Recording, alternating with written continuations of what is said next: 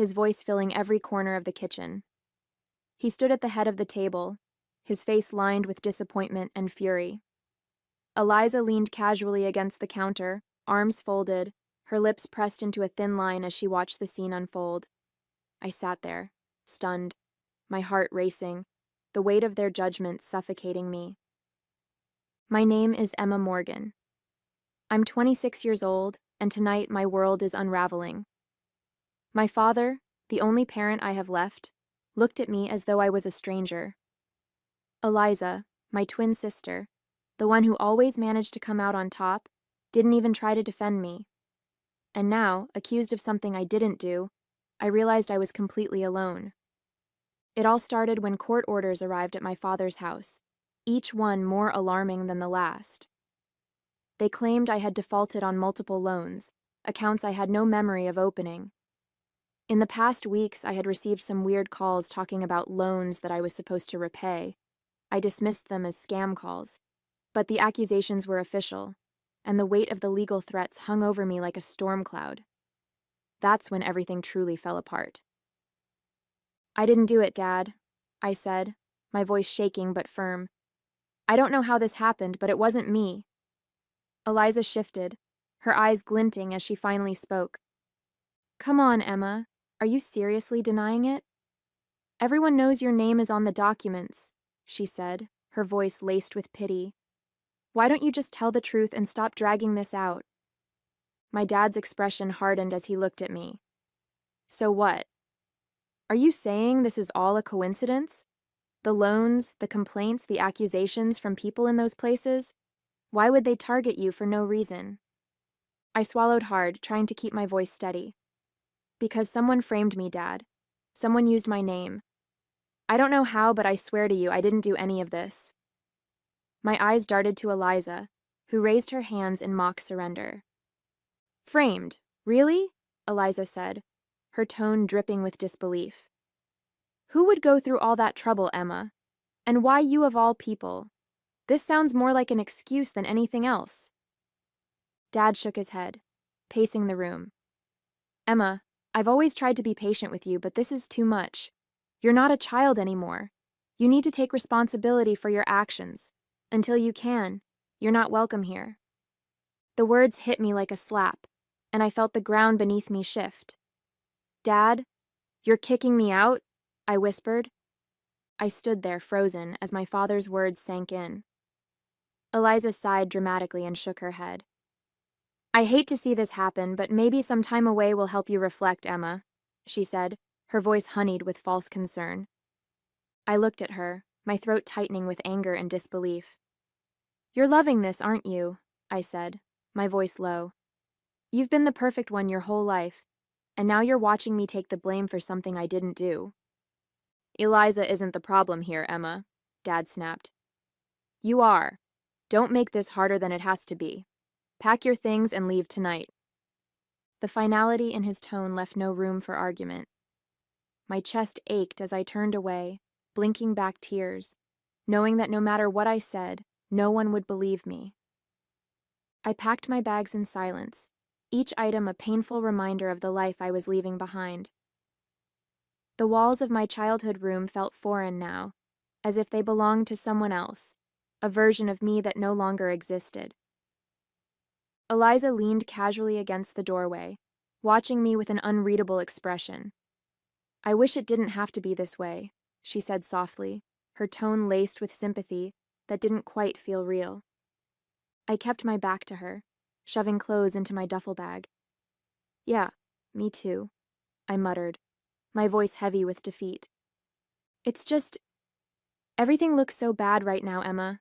Maybe some time away will help you figure out how this happened," she added. I froze for a moment, gripping the edge of the dresser. "I didn't do this," I said quietly. "I don't know how or why it's happening, but I didn't do it." Eliza sighed, stepping back into the hall. "I hope you figure it out for your sake. Really, I do." Her words echoed in my mind as I zipped up my bag and walked out of the room, unable to shake the feeling that something wasn't adding up. But for now, all I could do was leave. The night air was cold and sharp as I stepped outside, my duffel slung over one shoulder. The house behind me, once a place of warmth and memories, now loomed like a shadow, filled with accusations and betrayal. I paused at the edge of the driveway, glancing back at the window where the light still glowed faintly. Dad hadn't even come out to see me leave. He'd made his decision and didn't care to look back. Eliza's voice echoed in my head. I hope you figure it out for your sake. Her words felt hollow, yet they clung to me like a thorn. How had things gotten so twisted? Why was everything pointing to me when I hadn't done anything wrong? As I walked down the street clutching the strap of my bag, I told myself one thing. I might not have answers now, but I wouldn't stop until I found them. Something didn't add up, and I was going to figure it out, even if no one believed me. The bus station was nearly empty when I arrived, the flickering fluorescent lights casting long shadows across the tiled floor. I bought a one-way ticket to the nearest city, my fingers trembling as I handed over the cash. The clerk barely looked at me, sliding the ticket across the counter without a word. I found a seat in the corner, away from the few scattered passengers. The reality of it all began to sink in as I stared at the crumpled ticket in my hand. I was alone now. No home, no family to fall back on. My mind raced with questions I couldn't answer. How could everything fall apart so quickly? Who would go to such lengths to frame me? And why? The engine of an approaching bus rumbled in the distance, pulling me from my thoughts. As the vehicle rolled to a stop, I tightened my grip on my bag and stood. This wasn't the life I'd envisioned, but it was the one I had to face now, one step at a time. The first few days after leaving home were a blur of cheap motel rooms, instant noodles, and restless nights. I was barely holding it together, my mind spinning with everything I'd lost. But staying in bed and wallowing wasn't going to solve anything. I needed to survive, and that meant finding a job, any job. I landed a position at a small clothing store downtown. It wasn't glamorous, but it was something to keep me busy and bring in a paycheck. My coworker, Mia, was a few years older than me, with bright red hair and a no-nonsense attitude. She didn't pry, but she had a way of getting me to talk without realizing it. One slow afternoon, as we folded shirts near the register, I found myself opening up about what had happened. It's been a nightmare, I admitted, stacking a pile of sweaters. I don't even know how my name got dragged into it. I've never done anything like that in my life. Mia paused, leaning against the counter. That's rough, she said, frowning. You said it was loans and fraud, right? Did you ever think, I don't know, maybe someone pretending to be you could have done it? I stopped mid-fold, her words hitting me like a jolt. Pretending to be me? I repeated, the idea foreign but oddly plausible. I mean, I guess it's possible, but who would go to that kind of trouble? She shrugged, tilting her head. I don't know. Is there anyone who looks enough like you to pull it off? Her question hung in the air, heavy with implication. For a moment, I couldn't answer. My mind flickered to the one person who fit that description perfectly. Eliza. But no. Why would she do something like that? Still, the seed of doubt had been planted, and I couldn't shake it. I hesitated, my hands frozen mid-fold. There's my twin sister, I said slowly, the words tasting strange as they left my mouth. We're identical, Eliza. But she would never do something like that. Everyone loves her. Mia raised an eyebrow, leaning her elbows on the counter. A twin? Identical? Emma, come on. If someone's pulling this off, they'd need to look exactly like you. And you're telling me your twin is completely innocent? I shook my head, the idea twisting my stomach. She's always been the perfect one. My dad trusts her completely. Everyone does. There's no way she'd risk all that for something like this. Besides, why would she frame me? Mia gave a short laugh, the kind that wasn't meant to be funny. I don't know, jealousy? Spite? You'd be surprised what people are capable of when they think they won't get caught. I mean, who better to impersonate you than someone who looks just like you? Her words made me uneasy, but they also planted a nagging doubt in my mind. I didn't want to believe it. Couldn't believe it. But the pieces started clicking together in a way I couldn't ignore. What if the person I'd trusted the most had been behind everything all along? That night, I lay awake in my tiny apartment, staring at the cracks on the ceiling. Mia's words echoed in my mind, refusing to let me rest. Who better to impersonate you than someone who looks just like you? Eliza had always been the center of attention, the one who could talk her way out of anything. And me? I was the quiet one, the easy target. But could she really do something so cruel? I pulled out my phone, scrolling through old photos. There we were, Eliza and me, side by side, practically mirror images. I remembered how she used to joke about how easy it would be to trick people. Back then it seemed harmless, just her being playful. But now, it felt like those jokes were hiding something darker. As much as I didn't want to admit it, a part of me couldn't shake the possibility. If it was Eliza, she'd gone to great lengths to make sure I took the fall. And if that was true, I needed proof. I couldn't confront her or anyone else without evidence. This wasn't just about clearing my name anymore. It was about finding the truth, no matter how much it hurt. The next morning, I made a decision. I wouldn't call my dad or Eliza, not yet. If there was even a chance Mia was right, confronting them without proof would only make things worse. Instead, I'd focus on finding answers. At work, I told Mia I wanted to look into it, unsure how she'd react. To my surprise, she grinned and clapped her hands together. Finally, I was wondering if you'd decide to fight back. Let me help, she said, her enthusiasm catching me off guard. You don't have to get involved, I said, nervously twisting a hanger in my hand. Don't be ridiculous, I live for this kind of stuff, Mia replied with a wink. Besides, 2 heads are better than 1, right? Let's start with the basics. Where did these fraud claims come from? Do you have any paperwork or details? I nodded, pulling a folder from my bag. I'd managed to keep copies of the notices that had been sent to my dad's house. Mia scanned through them, her eyes narrowing as she flipped the pages. Most of these are linked to loans and accounts, she said, tapping the papers with her finger. We should check where these were opened. Maybe there's a trail we can follow. For the first time in weeks, I felt a glimmer of hope. Mia's determination gave me strength, and together, we began piecing together the puzzle. If Eliza or anyone else was behind this, we'd find out. One way or another. It all started when court orders began arriving at my father's house, each one more alarming than the last. They claimed I had defaulted on multiple loans, accounts I had no memory of opening. The accusations were official, and the weight of the legal threats hung over me like a storm cloud. Over the next few days, Mia and I worked tirelessly. During our lunch breaks and after shifts, we sat at her tiny kitchen table, combing through the paperwork and trying to track the accounts. She had a knack for details, noticing things I'd overlooked, like slight variations in handwriting and the locations where the accounts were opened.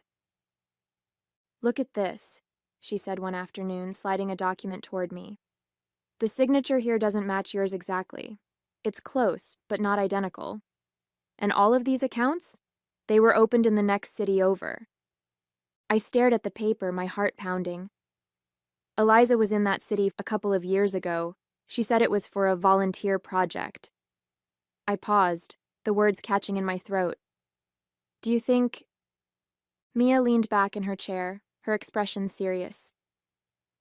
It's starting to look like someone used your name while they were there. And if she was the one spending time in that city, well... She let the sentence hang, the implication heavy. I swallowed hard. I don't want to jump to conclusions, but it's starting to feel like all the roads lead to her. Mia nodded. We'll need more. If she really did this, there'll be a bigger trail. Let's check for any transactions or other records linked to these accounts. Her confidence gave me the push I needed. I wasn't ready to accuse Eliza outright, but the pieces were falling into place. I could feel it. We were getting closer to the truth. The first place on the list was a small credit union on the edge of town. Mia and I stepped inside, the faint smell of paper and stale coffee lingering in the air. A young woman behind the counter glanced up and smiled. Welcome back, she chirped. I froze. Excuse me? The woman's smile faltered slightly, but she recovered quickly. Oh, sorry. I thought you'd been in here before. You look so familiar. Mia shot me a quick look but said nothing.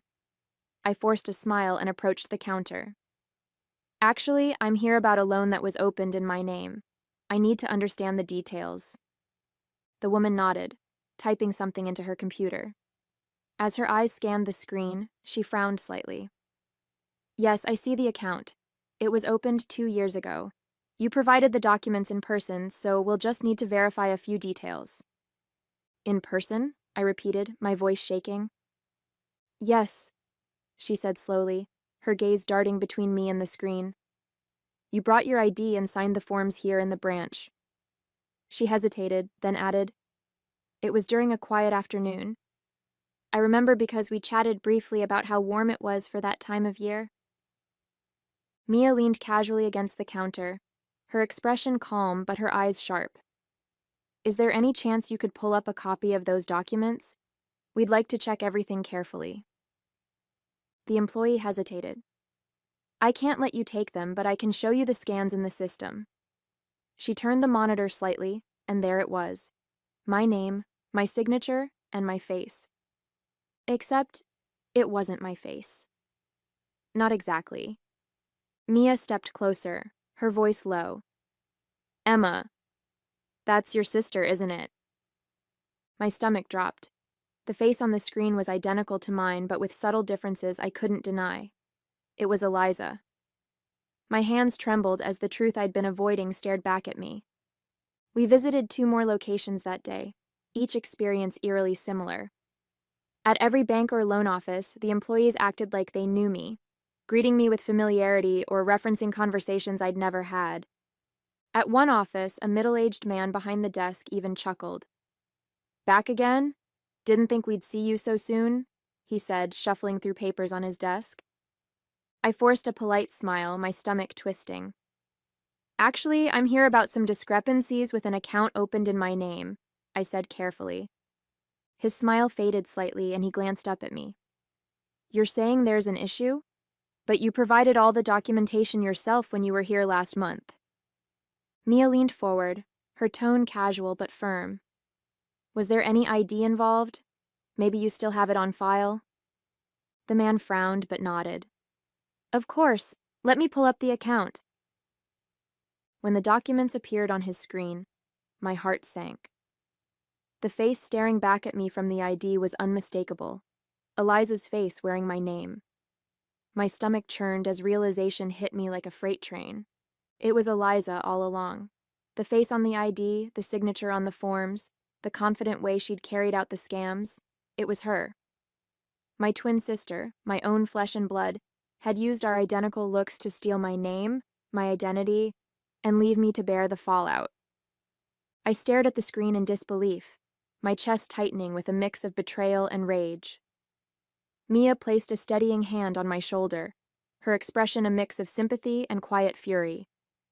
She's been setting you up from the start, Mia said softly, her words cutting through the silence like a blade.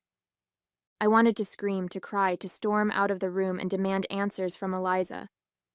But all I could do was sit there, frozen, as the full weight of what she'd done crashed down on me. My own sister had framed me, and my father had believed her without question. As we left the office, my mind raced, piecing together everything I had ignored or brushed off over the past year. Eliza's sudden obsession with high-end fashion, the designer handbags, the tailored coats, the expensive jewelry she'd flaunted at family dinners. I'd asked her once how she could afford it all, and she'd laughed it off, saying, "Oh, just a little treat for myself. You know I've been saving up." At the time, I believed her. Why wouldn't I? She was always the one who had everything figured out.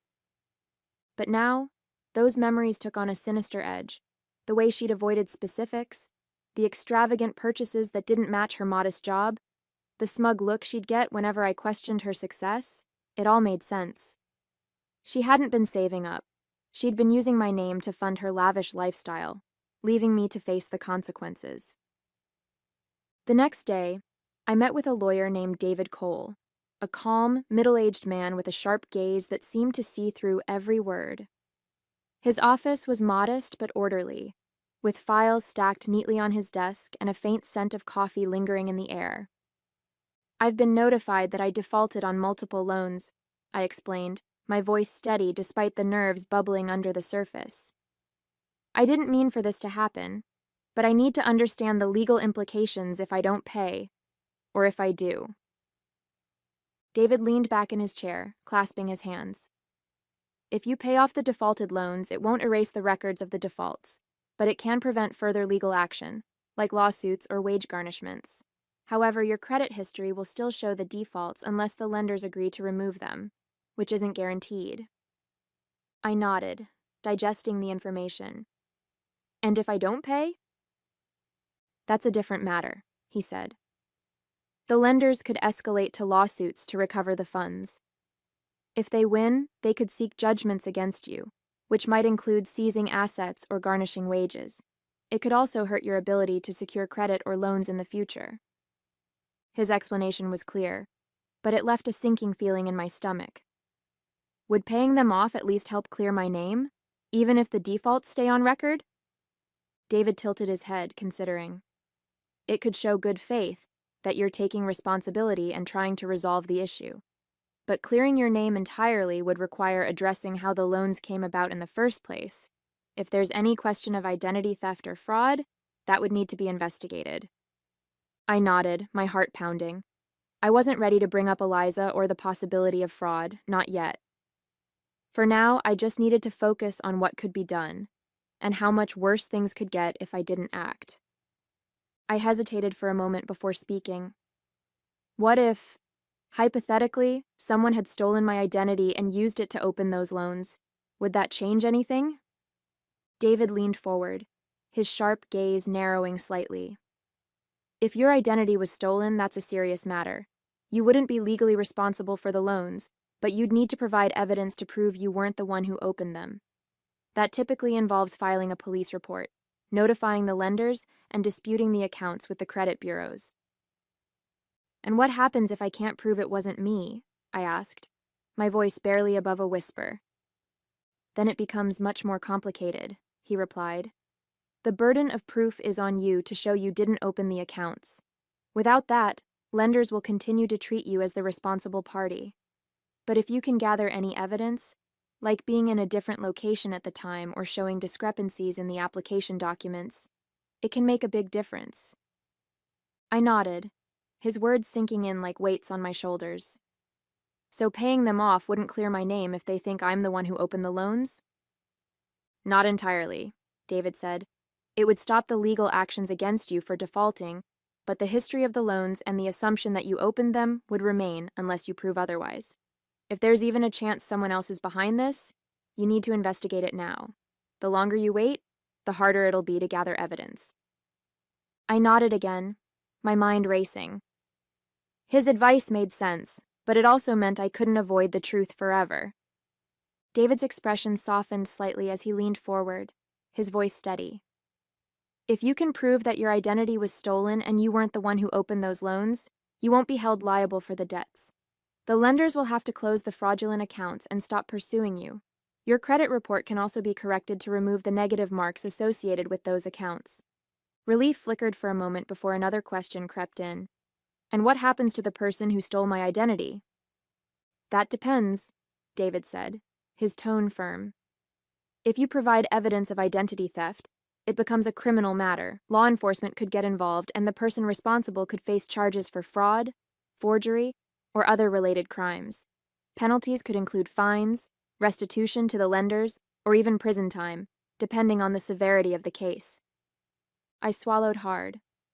"So, if I come forward with proof, I'll be cleared, but the person behind this, they could face serious consequences?" "Yes," he said, meeting my eyes. "But clearing your name is your priority. If someone close to you is responsible, I know it might feel complicated. But remember, this isn't just about money. It's about justice and protecting yourself from further harm." I nodded slowly, his words settling heavy in my chest. If it came to that, I'd have to make a choice. Protect the person who betrayed me, or finally fight for my own truth. The decision weighed heavily on me, but I knew I couldn't keep running from the truth. Eliza had to face the consequences of what she'd done, not just for me, but for the family she had deceived so easily. I couldn't let her actions ruin my life, but at the same time, the thought of sending her to jail made my stomach churn. That's when the plan formed in my mind. I would confront her, but on my terms. My family used to have a big gathering every year. At the family reunion, with everyone present, I'd lay out the proof of what she did. I wanted her to feel the weight of her betrayal, to see the disappointment in our father's eyes, and to be held accountable for what she'd done to me. But I wouldn't turn her in to the authorities, not if she agreed to make it right. Eliza would have to settle the loans she'd taken out in my name. She would fix this mess and take responsibility quietly, without dragging me through further humiliation or legal battles. It was a compromise, one that spared her the worst consequences while giving me the justice I deserved. The family reunion was only a week away. That gave me just enough time to gather everything I needed, every document, every piece of evidence, every fact that would leave no room for her to deny what she'd done. This time, Eliza wouldn't talk her way out of it. She would face the truth, and so would everyone else. The days leading up to the reunion felt like a blur. Every spare moment was spent combing through the evidence I had gathered, photos of the forged documents, bank statements, and even the recordings of the bank employees who had unwittingly confirmed Eliza's actions. Each piece fit together like a puzzle, building an undeniable case against her. Mia was by my side through it all, her relentless energy keeping me focused when the weight of it all threatened to crush me. "You've got this, Emma," she said as I packed the files into a neat folder the night before the reunion.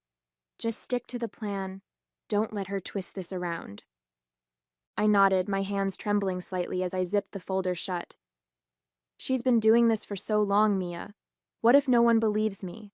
What if Dad sides with her again?" Mia placed a reassuring hand on my shoulder. "This time, you're not just speaking your truth, you're showing it. They can't argue with facts, Emma. You've done everything you can.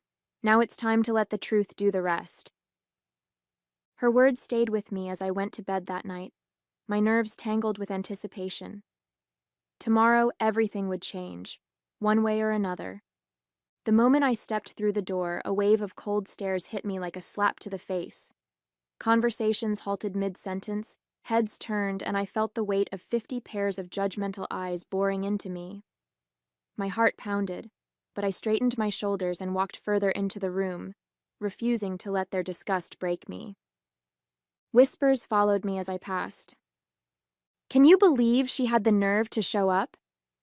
After everything she's done? Unbelievable." I heard she's being taken to court.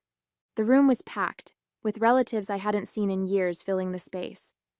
My dad stood near the fireplace, talking to Uncle Richard, but when he saw me, his face darkened. Eliza, ever the actress, stood near the buffet table, surrounded by a group of cousins who hung on her every word. She glanced at me, her eyes narrowing slightly, but her expression quickly shifted into one of practiced pity. "Emma," Dad called, his voice clipped and cold. "I'm surprised you even showed up." I forced a polite smile and held my ground. "Of course I showed up. It's a family reunion, isn't it?" The tension was thick enough to cut with a knife. Eliza sauntered over, a drink in her hand, her voice dripping with condescension. "It's brave of you to come here after everything that's been going on," she said sweetly. "I know things have been difficult for you lately." I clenched my fists at my sides, my folder tucked securely under my arm. "You have no idea, Eliza. But that's why I'm here. I have something to say, and I think everyone here deserves to hear it." The room went silent as her smirk faltered slightly, replaced by a flicker of unease. This time, I wasn't going to let her control the narrative. This time, the truth would speak for itself. I stepped forward, my heart pounding so loudly I could barely hear myself think. The room fell into an uneasy hush, all eyes glued to me. I could see the disbelief, the anger, the pity in their faces. But I focused on Eliza. Her smug confidence was still there, but I noticed the faintest flicker of tension in her eyes. She knew something was coming. I began, my voice steady despite the adrenaline coursing through me. I know many of you have heard things about me recently, things that make me look like a liar and a thief. I've been accused of defaulting on loans I never took and ruining the family's reputation. It's hurt me deeply to think that so many of you believe I could do something like that. I paused, scanning the room, letting the silence settle. Eliza shifted slightly, her smile thinning. But I didn't come here to plead my innocence with words alone. I came here with proof. I pulled the folder from under my arm and held it up. Everything I'm about to show you is documented and verifiable. Bank statements, witness testimonies, even recordings from the places where these loans were supposedly taken out. Murmurs rippled through the crowd, and I opened the folder, holding up the first document, a scan of the loan application with Eliza's forged signature and photo. This is the application for one of the loans. The signature isn't mine. The photo ID, though it uses my name, isn't me. It's her. I pointed directly at Eliza. Gasps echoed through the room, and her confident facade cracked for just a moment before she quickly recovered. "That's ridiculous," she said, her voice rising as she laughed nervously. "Why would I ever do something like that? Emma, this is desperate, even for you." But I didn't stop. I laid out every piece of evidence, the mismatched handwriting, the dates she'd been in the cities where the loans were taken out, the employees' descriptions of her. Piece by piece, the puzzle came together, and the crowd turned their eyes to Eliza, their expressions shifting from pity for me to suspicion toward her. By the time I finished, the room was buzzing with tension. I looked directly at my father, his face pale, his eyes darting between me and Eliza. "Dad," I said, my voice softer now. "I know you don't want to believe this, but the truth is right here. She used my name, my identity, to fund her lifestyle, and I've been left to pick up the pieces." Eliza stepped forward, her voice shrill. "This is insane. She's lying, trying to turn everyone against me because she's jealous. You all know she's always been jealous of me." But the weight of the evidence spoke louder than her words, and for the first time, I saw doubt flicker in the eyes of those who had always believed her. The room was filled with stunned silence as I finished speaking, my evidence laid bare for all to see. Faces that once held disgust and judgment now showed shock and disbelief, their gazes shifting from me to Eliza with growing unease. Whispers spread like wildfire, and I could see the shift, slow at first, but undeniable. They believed me. For the first time, the weight of their judgment lifted, replaced by the crushing realization of what Eliza had done. Eliza's face twisted with anger as the whispers grew louder, the weight of the evidence pressing down on her. "This is ridiculous," she snapped, her voice sharp and trembling. "I don't have to stand here and listen to these lies." She shoved past the crowd, her heels clicking furiously against the floor as she stormed toward the door. "You're all pathetic for believing her," she shouted over her shoulder before disappearing into the night, leaving the room in stunned silence. As soon as the door slammed shut behind Eliza, the room erupted into a mix of murmurs and hesitant apologies. A few relatives approached me, their voices soft, laden with guilt. "I'm so sorry, Emma," one cousin said, her eyes welling with tears. "We had no idea." But I couldn't stay to listen. My heart raced as I turned and followed Eliza, pushing past the crowd. I needed to confront her, alone. "Emma, wait!"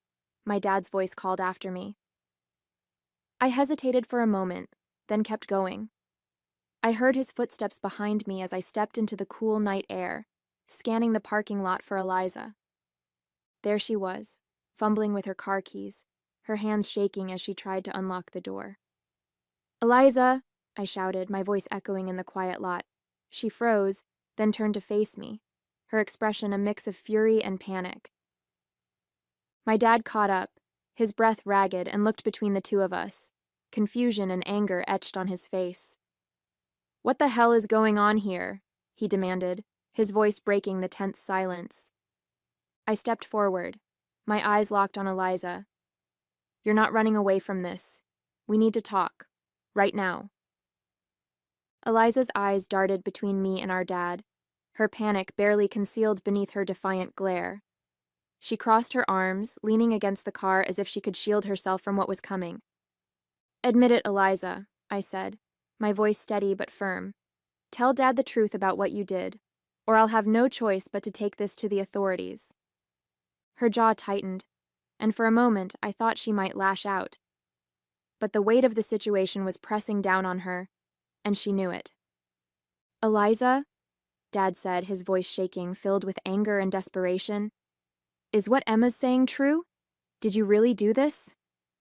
Eliza scoffed, rolling her eyes. Fine, she snapped, throwing up her hands. Yes, I did it, okay? I used her name for the loans. I didn't think it would get this far. I figured it'd all blow over and no one would even notice. Dad staggered back a step, his face pale. How could you, to your own sister? To this family? I didn't think she'd be such a martyr about it, Eliza shot back, her voice cracking. I needed the money, and she's always been flying under the radar. I thought she'd just take the heat and move on. I shook my head, my heart pounding. You didn't just hurt me, Eliza, you destroyed my life, and I was ready to let you get away with it if you'd just own up to it and fix it. But if you don't settle those loans and clear my name, I'll make sure everyone knows what you've done, including the police. Eliza froze, the weight of my ultimatum hanging heavy in the air. For once, she had no comeback, no way to charm her way out of the mess she'd created. Eliza's defiance crumbled, her shoulders sagging as tears welled in her eyes. She looked down at the ground, unable to meet either of our gazes. I'm sorry, she whispered, her voice barely audible. I never meant for it to get this bad. I didn't think it through. Dad stared at her, his expression a mix of disappointment and disbelief. You didn't think? Eliza, do you realize what you've done to your sister, to this family? She wiped at her eyes, shaking her head. I'll fix it, she said quickly, her voice trembling. I'll pay back everything. I'll settle the loans. I'll clear Emma's name. I swear I'll do whatever it takes to make this right. I watched her carefully, searching for any hint of manipulation, but for the first time, Eliza looked genuinely ashamed. You better mean that, I said, my voice firm but quieter now. Because if you don't, I won't hesitate to take the next step. This is your last chance, Eliza. She nodded frantically. I do. I'll do it, Emma. I promise. Over the next few weeks, Eliza kept her word. She contacted the banks, paid off the defaulted loans, and provided statements clearing me of any involvement. It wasn't an easy process, and it didn't erase the damage overnight, but step by step, my name was restored. While I couldn't forget what she'd done, I felt a sense of closure. In the end, justice was served, not through revenge, but through accountability. Eliza's actions left scars, but they also gave me the strength to stand up for myself and reclaim my life. My family began to see me for who I truly was, not the person they had unfairly judged. Though trust with Eliza would take time, I found peace in knowing I had finally stepped out of her shadow and into my own light.